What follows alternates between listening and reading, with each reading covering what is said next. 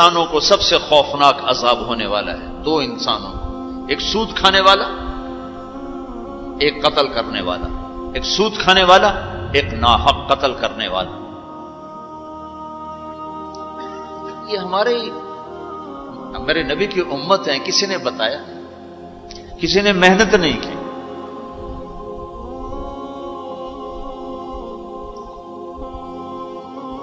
آخری حج کا خطبہ آپ نے جو دیا، ہر دفعہ یہاں سے بات شروع کی، تمہارے جان مال ایک دوسرے کے لیے قابل احترام ہے، کسی پہ ہاتھ نہ ڈالو۔ میرے نبی نے کبھی زبان سے کسی کو دکھ نہیں پہنچایا، کبھی زبان سے کسی کا نام لے کر اس کو رسوا نہیں کیا۔ زبان کی لگائی ہوئی آگ ہے جو آج سارے بھڑکتے ہوئے دیکھ رہے ہیں۔ تو بھائیو، محبت سے رہنا سیکھو، معاف کرنا، درگزر کرنا سیکھو،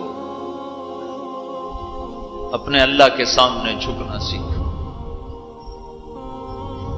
جب قومیں زوال کا شکار ہوتی ہیں، کہتی ہیں یہ فلاں کی سازش ہے، جیسے آج کل کہتے ہیں مسلمان، امریکہ کی سازش ہے جی، اصل یہودیوں کی سازش ہے۔ یہ کراچی کے بینکوں میں جو سود پہ پیسہ پڑا ہوا ہے، یہ امریکہ کی سازش ہے، یہودیوں کی سازش ہے۔ جو رات کو شراب چلتی ہے اور مجرے ہوتے ہیں، یہ امریکہ کی سازش ہے، یہ یہودیوں کی سازش ہے۔ نوجوان اولاد ماں باپ کی نافرمان ہیں، یہ کسی دشمن کی سازش ہے۔ میں ایک جگہ تھا تو ایک لڑکی اپنی ماں کو کہہ رہی تھی بکواس مت کرو، ماں کو کہہ رہی تھی بکواس مت کرو، تو اس کی ماں کے آنسو ایسے گر رہے تھے۔ یہ امریکہ کی سازش ہے۔ اور میرے نبی نے سے پوچھا کہ یا رسول اللہ قیامت کب آئے گی؟ آپ نے فرمایا اللہ کو پتہ ہے کب آئے گی۔ کا کوئی نشانی کہ جب ماؤں کو ذلیل کیا جائے گا تو قیامت آ جائے گی۔ ہمارے زوال کے اسباب باہر سے نہیں ہیں، ہمارے اندر سے ہیں۔ کتنی بڑی لعنت ہے جھوٹ۔ آپ نے فرمایا جب کوئی جھوٹ بولتا ہے تو 3 میل تک اس کی بدبو سے فرشتے بھاگ جاتے، 3 میل تک فرشتے بھاگ جاتے۔ تو پھر پاکستان کا کون سا بازار ہے جس میں کوئی رحمت کا فرشتہ آئے گا؟ کہ ہر دکاندار جھوٹ بول رہا ہے، ہر بڑا چھوٹا تاجر جھوٹ بول رہا ہے، ہر سیاستدان جھوٹ بول رہا ہے۔ ہر سے مراد ہے 100 میں 99 نہیں، 1 لاکھ میں 99,999، کوئی 1 لاکھ میں شاید ایک کوئی سچا مل جائے۔ اور جس قوم میں جھوٹ اور ظلم اور خیانت پھیل جائے وہ قوم تباہ ہو جاتی۔ ان کو کسی دشمن کی ضرورت نہیں ہے، وہ اپنے دشمن خود ہیں۔ جسے نشہ کرنے والے کا کوئی دشمن نہیں، وہ اپنی ذات کا دشمن خود ہے۔ تو ہم اوروں کو الزام نہ دیں کہ یہودیوں نے سازش کر دی اور عیسائیوں نے کر دی اور امریکہ نے کر دی۔ ہم نے اسپین سے آخری ملک تھا یورپ کے سفر میں، اسپین، تو قدم قدم پہ میں رویا، قدم قدم پہ میں رویا کہ کس طرح مسلمان آپس کی لڑائی میں ختم ہو کے رہ گئے۔ کہ پاکستان اسپین میرے سامنے یوں آتے تھے ایسے۔ اسپین کی تاریخ، پاکستان کے حالات، اسپین کی تاریخ، پاکستان کے حالات، اسپین کے مسلمانوں کی آپس کی لڑائیاں، پاکستان کے حالات، آپس میں قتل و غارت، پھر پاکستان کے حالات۔ تو اللہ تعالیٰ نے اس طرح ان کو مٹا دیا اسپین سے کہ ایک کلمہ پڑھنے والا باقی نہ بچا۔ مسجد قرطبہ جیسا شاہکار بیچ اس کے گرجا بنا ہوا ہے، صلیبیں لٹکی ہوئی ہیں، بت پڑے ہوئے ہیں، نماز منع ہے، بورڈ لگا ہوا ہے۔ تو میں وہاں محراب کے قریب جا کے کھڑا ہو گیا اور تصور میں دیکھنے لگا کہ یہ وہ جگہ ہے تاریخ سے سبق نہ لینا بھی بڑا اندھیر پن ہے۔ یہ وہ جگہ ہے جہاں یحییٰ بن یحییٰ اندلسی کے درس ہوتے تھے، علامہ قرطبی کی تفسیر چلتی تھی، ابن عربی کے تصوف کے نکات کھولے جاتے تھے، ابن حزم کے فقہی مقالات سنائے جاتے تھے، بقی ابن مخلد جیسی شخصیات یہاں بیٹھ کے قال اللہ قال رسول کہتے تھے۔ ننگی عورتیں پھر رہی ہیں نکریں پہنی ہوئی، وہ تو ایک ان کے لیے تفریح کی جگہ بنی۔ میں تو آنکھوں سے بھی رو رہا تھا اور دل سے بھی رو رہا تھا، اور زیادہ رونا اس پہ آ رہا تھا کہ اپنا ملک دیکھ رہا تھا کہ آج میرے ملک کے لوگوں کو ہوش نہیں ہے، وہ کیا کر رہے ہیں۔ دین پہ نفرت، فرقہ واریت کی نفرت، سیاست کی نفرت، قوم کی نفرت، صوبوں کی نفرت، شہروں کی نفرت، زبان کی نفرت، کون کون سا زخم ہے جو اس جسم پہ نہیں لگا ہوا، اب کون کون سے زہریلے تیر ہیں جو اس پر نہیں چلائے گے۔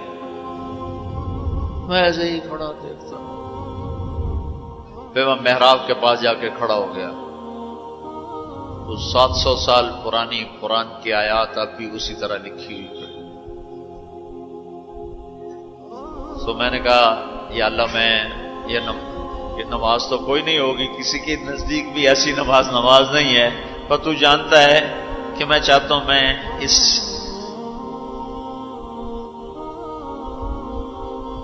ارے میرے بھائیو، آپس کی نفرتیں مٹا دو اللہ کے واسطے، اپنی جان کے دشمن نہ بنو، معاف کرنا سیکھو، درگزر کرنا سیکھو، فرقہ واریت کی باتیں کرنا چھوڑو، تقریریں سننا چھوڑو۔ تاریخ میری کمزوری رہی ہے، میں بچپن سے تاریخ پڑھتا آ رہا ہوں، یہ تبلیغ میں لگنے سے پہلے ذوق تھا تاریخ پڑھنا۔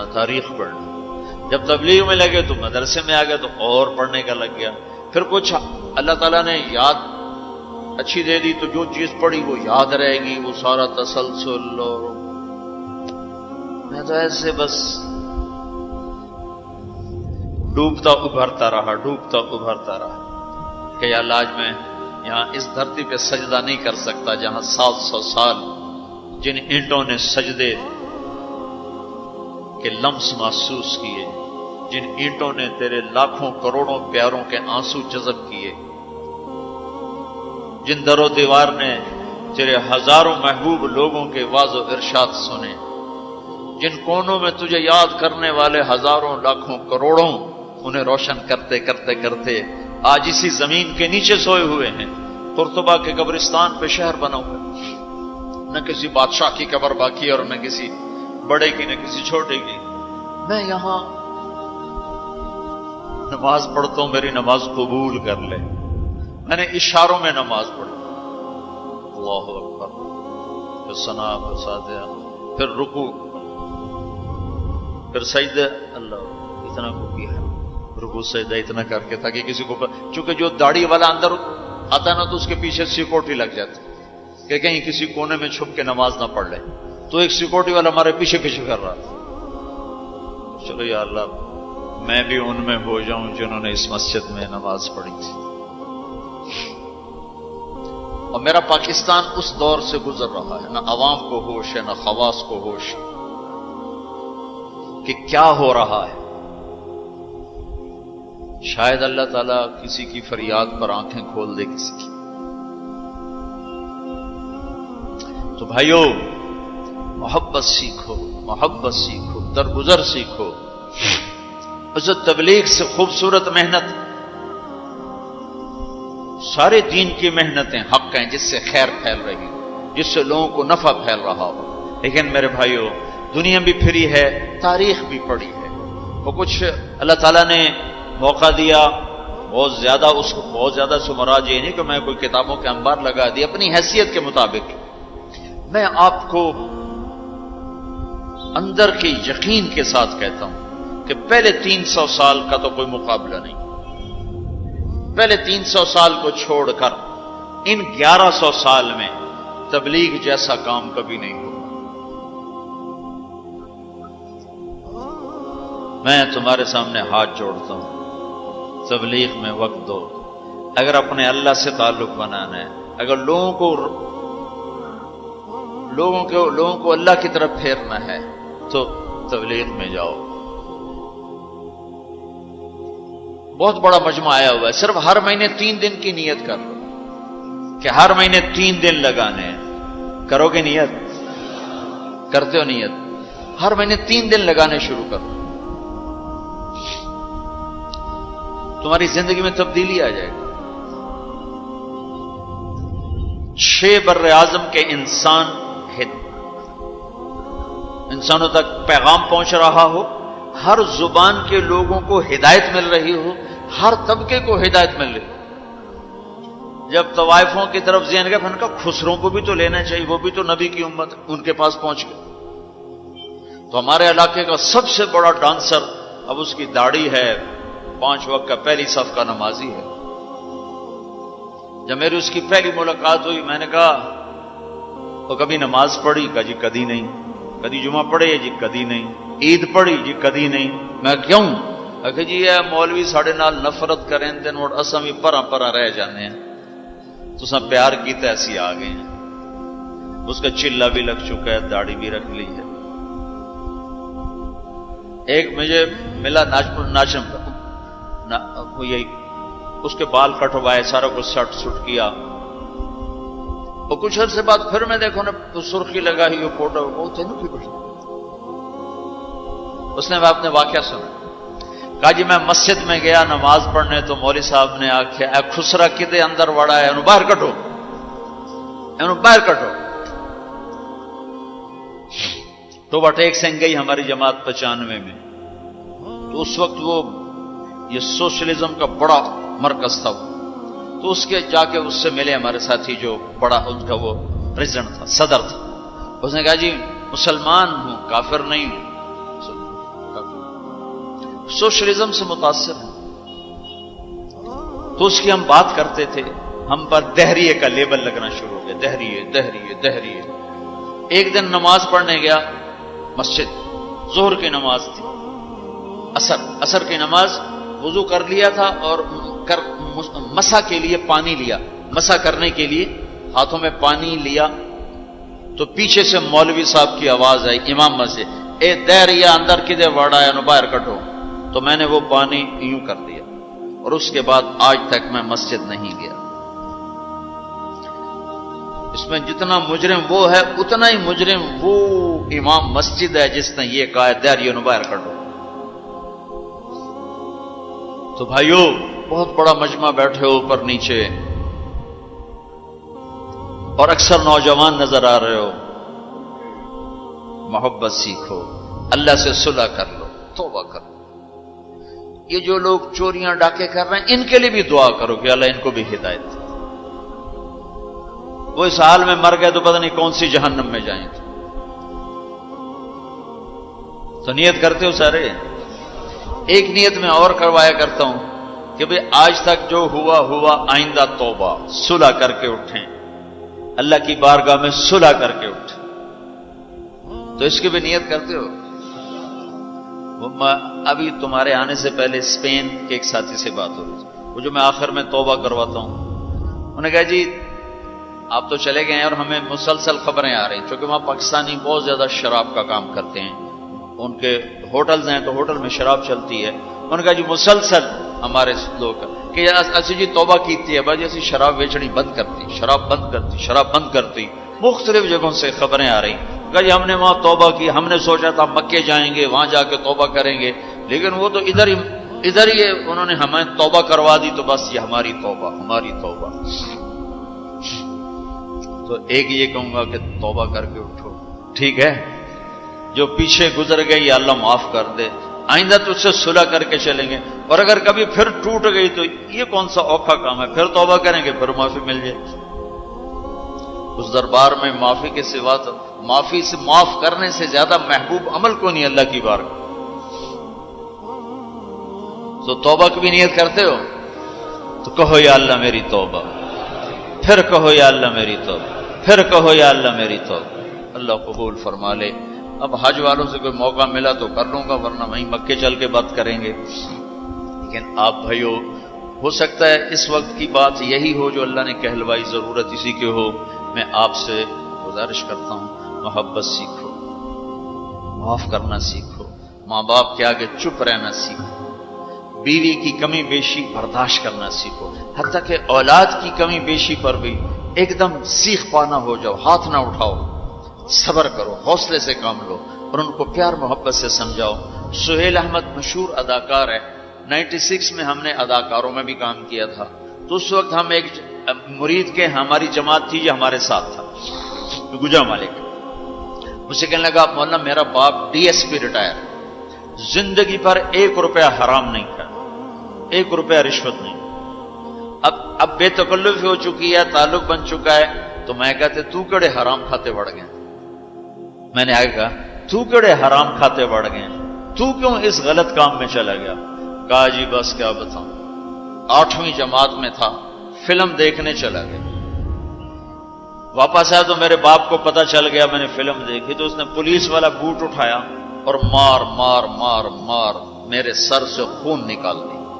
تو میں نے دل میں کہا تو نے مجھے فلم سے روکا ہے، میں تمہیں اداکار بن کے دکھاؤں گا۔ کہا جی وہ شیطانی ضد پر آج یہ ہو رہا۔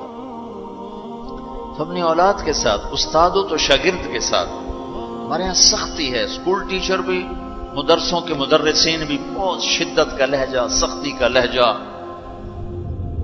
کان پکڑوانے، مارنا پیٹنا، یہ انسانی طریقہ نہیں ہے۔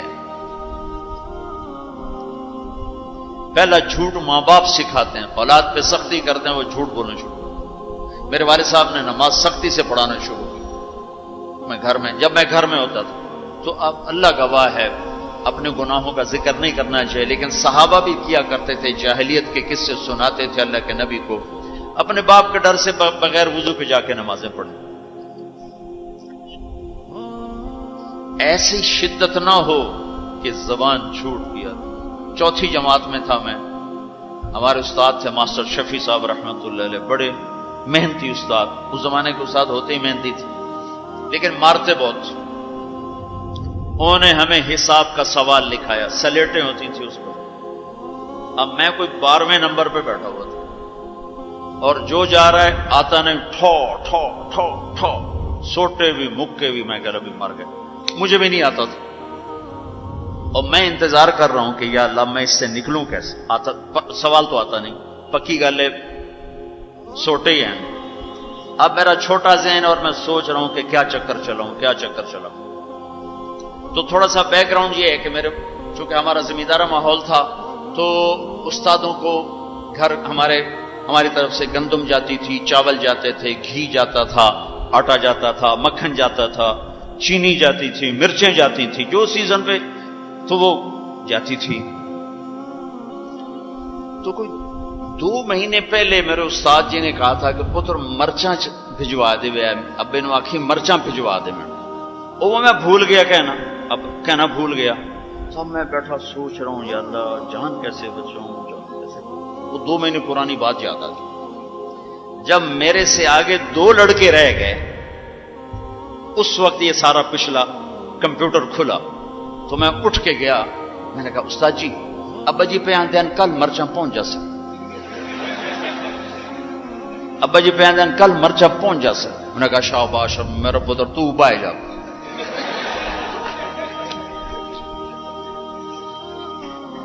یہ جھوٹ کس نے بلوایا؟ استاد نے، اس کے ڈنڈے نے، اس کی سختی نے۔ ماں باپ سے بھی کہتا ہوں، مدرسے کے علماء سے کہتا ہوں، اسکول کے ٹیچروں سے کہتا ہوں، محبت سیکھو، محبت سکھاؤ۔ اولاد سے کہتا ہوں ماں باپ کی محبت سیکھو، ان کی شدت کو برداشت کرنا سیکھو۔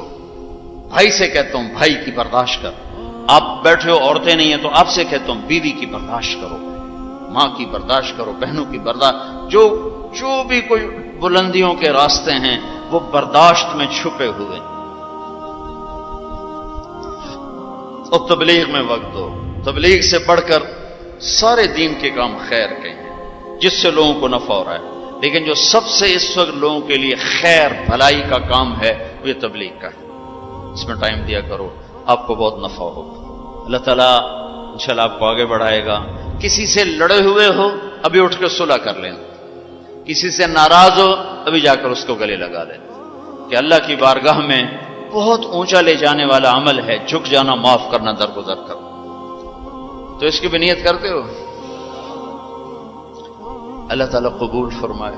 اللہم لک الحمد کما انت اہلہ وصلی علی محمد کما انت اہلہ وفعل بنا ما انت اہلہ انک اہل التقوی و اہل المغفرہ ربنا تقبل منا إنك أنت السميع العليم وتب علينا إنك أنت التواب الرحيم. اللهم اغفر للمؤمنين والمؤمنات والمسلمين والمسلمات الأحياء منهم والأموات إنك سميع قريب مجيب الدعوات.